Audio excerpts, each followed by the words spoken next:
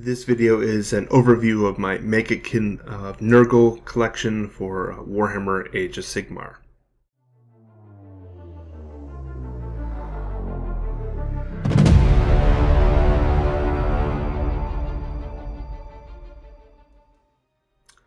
Alright, so this week I finished my Maggotkin army, actually earlier this month, and it's always a big celebration for me to have finished a collection, even if all these things are always kind of a work in progress in the long run. I started collecting Maggotkin a while ago, but at the beginning of 2022, I didn't have too much more than the contents of the Blight War box set from a few years ago, some old Tamarcon miniatures, and a unit of Blight Kings that I painted up for a random project some time ago. So very small collection within the grander scheme of my collection at large. But I really liked the new rules, and I was invited to team up with Paul Conti for Holy Wars, so I invested in this army. And after the experience of that event, look, I really wanted to make the Maggotkin my go-to army for this season. I simply loved how it played, and I won, basically, had a really great winning streak. Ended just this month, but I went almost 17 games winning, and just really interesting force, good on the table. I really like these types of elite armies that play. You don't need to worry about one or two things on the table, and it's just, I literally liked how it felt. I think it's a really fun army to play. But I rarely focus, in terms of my collecting and painting, on a single army for a long time.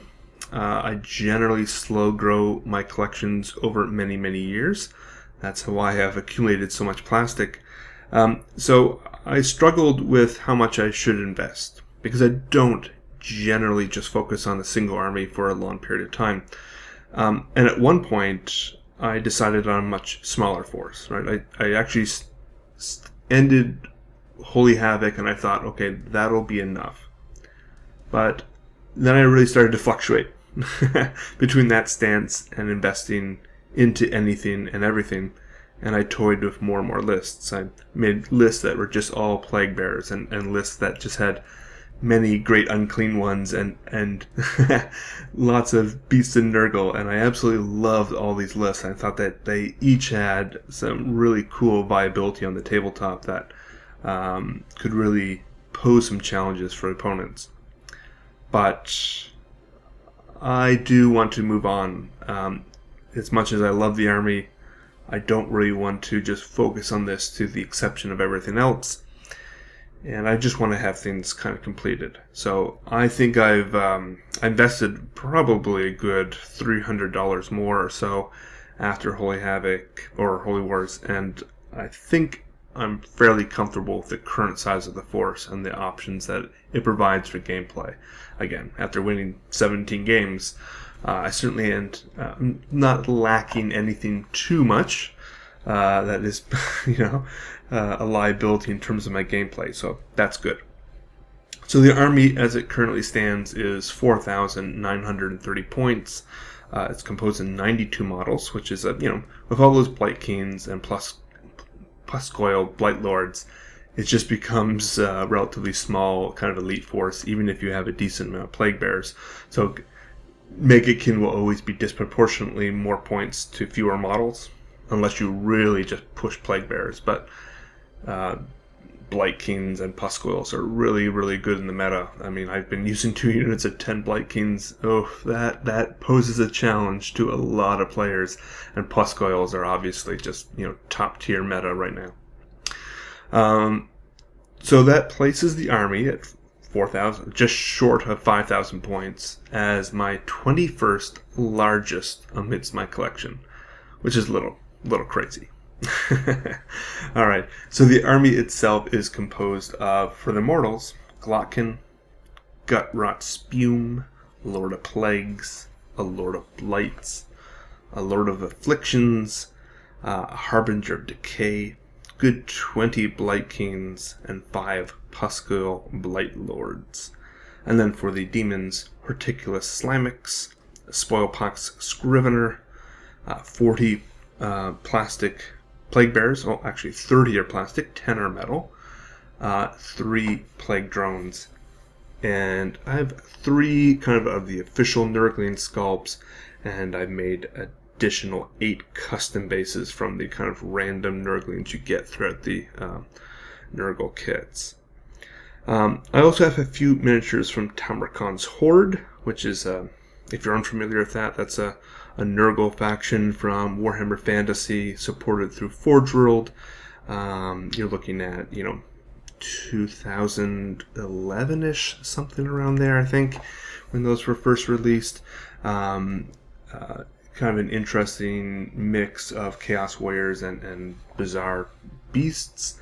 But I have Kazak the Befouled on a Rot Beast and 3 Bile Trogoths from that range. So from a collecting standpoint, there is ample room for growth. In the future, I would want to add 1 or more Maggotlorths, those kind of special characters on those little Maggoth creatures. Unfortunately, they've been sold out since early January, and I've just not been able to have the opportunity to buy one. And I would love to have probably 1 or more Great Unclean Ones, some more Plague Bearers, and a few Beasts of Nurgle in the future. But I'm happy with how the army actually feels and plays and looks, and I'm going to move on for now. My Nurgle Demon collection has grown quite considerably, and although it doesn't quite compare to my Khorne or Slaanesh collections, it's better than my Tzeentch.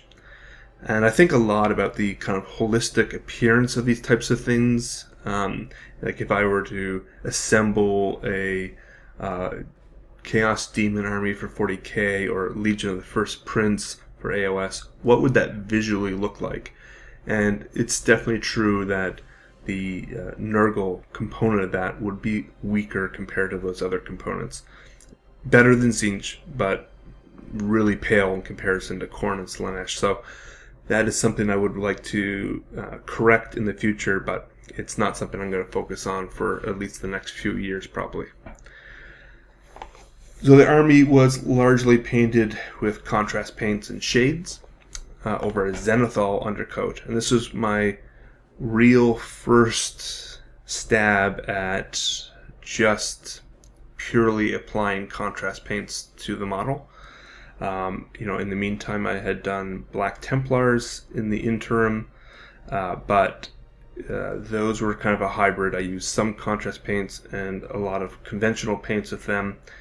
Much slower project and going on those. I painted, 140 or so Black Templar over about 4 or 5 months, whereas I painted all these 92 Nurgle models, I think roughly within 3 weeks, in early February before Holy Wars, and then in the first week or 2 of July of this year.